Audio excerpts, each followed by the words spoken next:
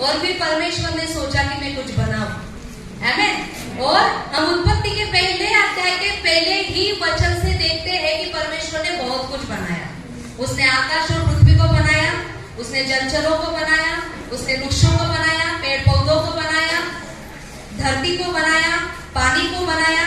और सब कुछ जब भी वो बना रहा था तो एक अच्छा शब्द उसके मुंह से निकलता था, क्या? जो कुछ भी मैंने बनाया वो सुंदर है। आमीन, आमीन। उसने आकाश और पृथ्वी को बनाया और कहा कि ये सुंदर है। उसने पेड़ पौधों को बनाया और कहा कि ये सुंदर है। और ऐसे बनाते बनाते बनाते बनाते बनाते फिर छठवां दिन आया। आमीन। और उस दिन तीनों ने मिलकर, पिता पुत्र और पवित्र आत्मा तीनों ने मिलकर कहा कि आओ अब हम अपने समानता में और अपने स्वरूप में मनुष्य को बना रहे हैं। और ये बस सुंदर नहीं रहेंगे, लेकिन ये हमारे समानता के रहेंगे और ये हमारे स्वरूप में बनाए जाएंगे। आमीन। और छठवें दिन परमेश्वर ने मनुष्य को बनाया। आमीन। कैसे बनाया? हर एक वस्तु जो उसने बनाई उसने अपने मुख के शब्द से बनाया। परमेश्वर ने बोला आकाश हो जाए और आकाश बन गया। परमेश्वर ने कहा सूखी भूमि दिखाई पड़े और सूखी भूमि दिखाई पड़ी। लेकिन जब मनुष्य की बात आई तो उसने अपने शब्द का नहीं लेकिन अपने सांस का इस्तेमाल किया और उसने मिट्टी से एक मूर्ति को बनाया और उसमें उसके नथनों में अपने जीवन की सांस फूकी और वो मिट्टी देहधारी मनुष्य बन गया। और यार, आप संसार में जितने मनुष्य देखते हो, जितने मनुष्य हो गए और जितने मनुष्य आने वाले हैं, हर एक को परमेश्वर ने अपने सांस को फूंक कर बनाया है। आमीन। और जब उसने मनुष्य को बनाया तो किस लिए बनाया? किस लिए बनाया? आज संसार में जो लोग हैं, जो दिखाई देने वाले लोग हैं, चलने फिरने वाले लोग हैं, खाने पीने वाले लोग हम देखते हैं, वो खा रहे हैं, पी रहे हैं, जी रहे हैं और मर रहे हैं। इसके अलावा क्या देख पाते हैं हम? हर एक व्यक्ति जो संसार में है ना, बचपन से बड़ा होता है, पढ़ाई करता है, शादी करता है, फिर बच्चे होते हैं, फिर कमाता है, परिवार को चलाता है, ऐसे करते करते करते बूढ़ा हो जाता है और मर जाता है। क्या परमेश्वर ने इसलिए मनुष्य को बनाया कि वो ऐसा वैसा जीवन जी के एक दिन मर जाए? हम सब वैसा ही तो जीवन जीते हैं, है ना? हर एक व्यक्ति आज जो दिखाई देता वो दुख में दिखाई देता है, निराशा में दिखाई देता है, कमी घटी में दिखाई देता है, समस्याओं में फंसा हुआ, परेशानियों में डूबा हुआ दिखाई देता है। और ऐसे करके ऐसा वैसा जीवन जी लेता है। और कोई हारते हुए या कोई हार के मर जाता है। क्या परमेश्वर ने इसलिए मनुष्य को बनाया? नहीं। कि वो दुख उठाए? क्या परमेश्वर ने इसलिए मनुष्य को बनाया कि वो बीमारी में मर जाए, वो कमी घटी में मर जाए, वो तकलीफों में मर जाए, वो पाप करते करते मर जाए? तो परमेश्वर ने मनुष्य को किस लिए बनाया?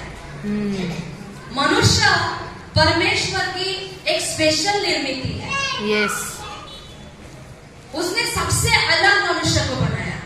इस संसार में आप जितने पेड़ पौधों को देखो, जितने जलचरों को देखो, जितने भूचरों को देखो, जितने प्राणियों को देखो, जितने पक्षियों को देखो, उन सबसे मनुष्य अलग है। क्योंकि हर एक उसकी बनाई हुई जो वस्तु है वो शरीर और प्राण में है। लेकिन मनुष्य एक ऐसी व्यक्तित्व है, एक ऐसी निर्मिति है परमेश्वर के द्वारा, जिसे परमेश्वर ने अपनी आत्मा में बनाया। आमीन। हमें परमेश्वर ने आत्मा, प्राण और शरीर में बनाया। और आत्मा एक ऐसी देन है मनुष्य को परमेश्वर की ओर से कि उस आत्मा के द्वारा वो परमात्मा की आराधना कर सकता है। आमीन। वो अपने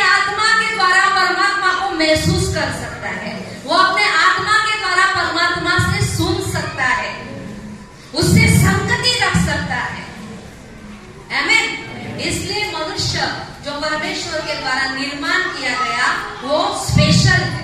बोलो हम मनुष्य स्पेशल है। आमीन। हम मनुष्य स्पेशल है क्योंकि परमेश्वर ने हर एक मनुष्य को अपने समानता में और स्वरूप में बनाया है। आमीन। लेकिन आज संसार में बहुत सारी ऐसी चीजें हैं जो मनुष्य से मेल नहीं खाती। मनुष्य को परमेश्वर ने समानता में स्वरूप में बनाया, लेकिन जब हम संसार में जीते हैं तो देख पाते हैं कि पशुओं से भी और जानवरों से भी बेहतर जीवन आज मनुष्य जी रहा है। हालांकि उसको अलग आशीषों से बनाया गया, उसको अलग सामर्थ से बनाया गया, अलग तरीके से बनाया गया, लेकिन बहुत लोग ये कहावत हमेशा कहते हैं कि हमारे से अच्छा है जानवरों का जीवन। बहुत सारे लोग जी जी कर इस बात पर आ जाते हैं हमसे अच्छा जानवर जीवन जीते हैं। सही। क्या सच में परमेश्वर ने हमें इस रीति से बनाया है? नहीं। तो परमेश्वर ने मनुष्य को कैसे बनाया? हम देखेंगे उत्पत्ति उसका अध्याय 1 और वचन 26। सभी सुने, सभी ध्यान दें। आज हो सकता है आपका प्रभु में आकर पहला दिन हुआ है और हो सकता है 10 साल भी हुए हैं, लेकिन आज का जो दिन है यह आपके रूपांतरण का पहला दिन बन जाएगा। आमीन। आज आप आपके जीवन में कुछ पहचान पाओगे, आज आप सीखोगे और प्रभु अपने लोगों को उनकी पहचान दिलाकर उनको आदर और आशीष देना चाहता है। आमीन। तो यहाँ पर लिखा है उत्पत्ति अध्याय 1 उसका 26 वचन, फिर परमेश्वर ने कहा हम मनुष्य को अपने स्वरूप के अनुसार अपनी समानता में बनाए। क्या कहा परमेश्वर ने? कि हम मनुष्य को अपने समानता में और अपने स्वरूप में बनाए। आप में से कितने लोग हैं जिसने परमेश्वर को देखा है खुले आंखों से? कितने लोग हैं? कोई नहीं। देखना चाहते हैं परमेश्वर को खुले आंखों से? आज घर पे जाइए और अपने आप को आईने में देखिए। जैसे आप हैं वैसे ही हमारे परमेश्वर है, वैसे ही हमारे सृष्टिकर्ता है। जैसे आपकी सुंदर आंखें हैं वैसे उनकी भी सुंदर आंखें हैं। जैसा आपका सुंदर नाक है वैसा ही उनका भी सुंदर नाक है। जैसे आपके सुंदर कान है वैसे ही उनके भी सुंदर कान है। जैसे आपके हाथ वैसे उनके हाथ, जैसे आपके पैर वैसे उनके पैर, जैसे आपके बाल वैसे उनके बाल। आमीन। जब हम खुद को देखते हैं तो एक रीति से हम परमेश्वर को देखते हैं, क्योंकि वचन कहता है कि परमेश्वर ने हमें उसकी समानता में और उसके स्वरूप में बनाया। हालेलुया। हम सभी के बच्चे हैं। अगर आपके बच्चों को आपके पड़ोसी या कोई अन्य व्यक्ति देखता है तो वह तुरंत पहचान जाता है कि नहीं कि ये सुशीला का बेटा दिखता है, ये बिल्कुल राजेश के ऊपर गया है। आमीन। हमारे बच्चे हमारे जैसे दिखते हैं ना, वैसे हम परमेश्वर के बच्चे हैं तो हम किसके जैसे दिखेंगे भाई?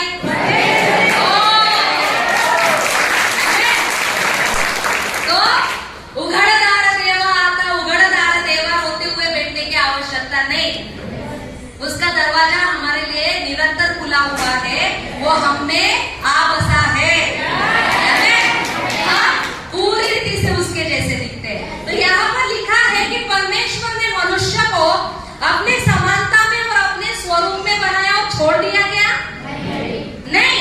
लेकिन आगे लिखा है समानता में बनाया और वे समुद्र की मछलियों और आकाश के पक्षियों और घरेलू पशुओं और सारी पृथ्वी पर और सब रेंगने वाले जंतुओं पर जो पृथ्वी पर रेंगते हैं अधिकार रखे।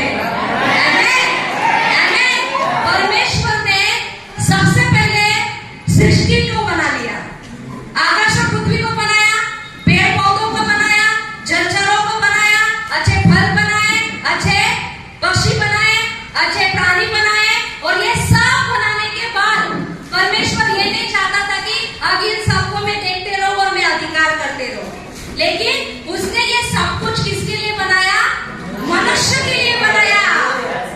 आकाश और पृथ्वी किसके लिए बनाई भाई? मनुष्य के लिए बनाई। पेड़ पौधे किसके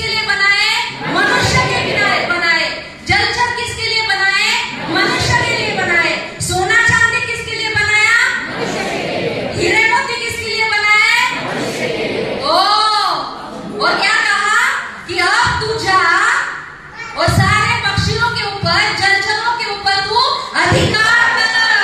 आमीन। मतलब मनुष्य इस संसार में आकर, इस धरती पे जन्म लेकर ऐसा वैसा जीकर मरने के लिए नहीं बनाया गया है, लेकिन वो इसलिए बनाया है कि परमेश्वर के द्वारा रची इस सुंदर सृष्टि का उपभोग ले। इसलिए बनाया गया है कि संसार के हर एक वस्तु पर वो अधिकार करे। आमीन। लेकिन क्या आज का मनुष्य आज धरती के ऊपर अधिकार कर रहा है क्या? क्या हम शेर और हर एक जंगली जानवर को हमारे घर के बाहर लेकर बांध पा रहे हैं क्या? क्यों? आज तो मनुष्य की हालत ऐसी है कि वो मच्छर को भी काबू नहीं कर पाता। क्या यही मनुष्य की औकात है? आज सबका जीवन कैसा है हमारा? संसार में लोग निराश होकर आत्महत्या कर रहे हैं, कोई भूखमरी से मर रहा है, कोई कंगाल बनते जा रहा है। क्या परमेश्वर मनुष्य को ऐसा देखना चाहता है? परमेश्वर बिल्कुल भी मनुष्य को ऐसा देखना नहीं चाहता, क्योंकि उसने ऐसा बनाया ही नहीं है मनुष्य को। सही। उसने तो अधिकार के साथ बनाया है। यस। आमीन। और उसके अगले वचन में हम देखेंगे 28 वचन में, और परमेश्वर ने इस रीति से अधिकार के साथ मनुष्य को बनाया, और बस बनाया नहीं लेकिन आशीष भी दी। देखो, जब हमारे बच्चे होते हैं तो हमारे प्राचीन लोग आते हैं और उनको देखकर आशीष देते हैं। आमीन। तो वैसे परमेश्वर ने मनुष्य को कैसे बनाया? बोलो, अधिकार के साथ बनाया। मैं अधिकार के साथ बनाया गया हूँ। और अधिकार के साथ बनाया तो बनाया, लेकिन उसको आशीष भी दी, और वो कोई साधारण आशीष नहीं थी। यस। वो कोई साधारण आशीष नहीं थी, वो आशीष थी 28 वचन में। और परमेश्वर ने उनको आशीष दी और उनसे कहा, फूलो, फलो और पृथ्वी में भर जाओ। पृथ्वी को खाली मत करो, पृथ्वी में भर जाओ और उसको अपने वश में कर लो। काय को वश में करना है?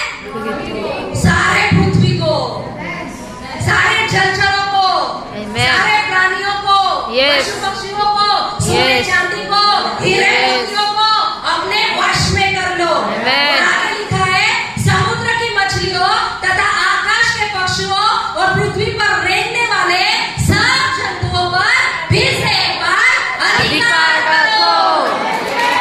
आमीन। आमीन। ये एक मनुष्य की पहचान है, और जरूरी है कि संसार इस पहचान में आ जाए। आमीन। मनुष्य जब अपने आप को जान लेगा कि उसे किसने बनाया है, तो वो मरते दम तक परमेश्वर के लिए डींग मारेगा। आमीन। आमीन। लेकिन आज मनुष्य अनजान है, ओह यस, अज्ञानता में है, और इसलिए मनुष्य ऐसा वैसा करके मरते ही जा रहा है, मरते ही जा रहा है, मरते ही जा रहा है। सुख ढूंढने वालों को ना सुख मिलता है, शांति ढूंढने वालों को ना शांति मिलते हैं। तो कोई पैसों के पीछे जाकर सुख ढूंढना चाहता है, कोई शराब के पीछे जाकर सुख ढूंढना चाह रहा है, कोई व्यसनों में, कोई व्यभिचार में आज संसार सुख ढूंढ रहा है, शांति ढूंढ रहा है, कुछ पाने का प्रयास कर रहा है, लेकिन इसमें हमें कुछ भी मिलने वाला नहीं है, क्योंकि परमेश्वर ने हर एक अच्छी चीज को बनाया। आमीन। आमीन। और जो कुछ अच्छा है उसी में परमेश्वर पाया जाएगा। यस। आमीन। तो आज हमें हमारी पहचान में आने की आवश्यकता है, आमीन। और प्रभु यही आज अपने कलीसिया को देना चाहता है। यस। आमीन। यहाँ पर क्या लिखा है कि परमेश्वर ने मनुष्य को अधिकार के साथ बनाया, उसको अधिकार दिया जलचरों के ऊपर,